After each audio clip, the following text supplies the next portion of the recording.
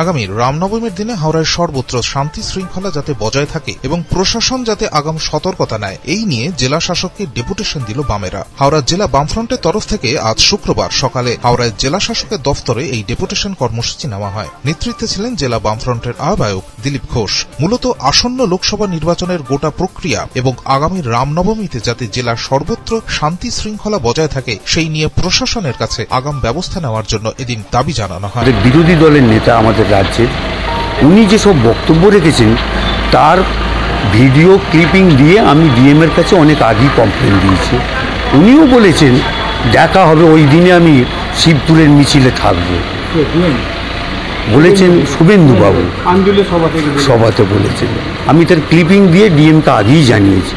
আমি সেই জন্য সন্দেহ করছি আমরা বামফ্রন্টের পক্ষ থেকে যে আমাদের হাওড়া জেলায় বিশেষ করে প্রায় 2 বছর পর পর এই ধরনের ঘটনা ইনসিডেন্ট ঘটে গেছে, যাতে আমাদের পরবর্তীকালে 144 ধারা জারি হয়েছিল আমাদের এখানে।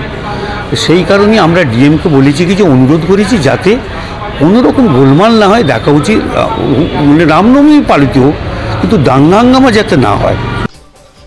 হাওড়া থেকে আইবি আদকের রিপোর্ট, পূবের কলম ডিজিটাল।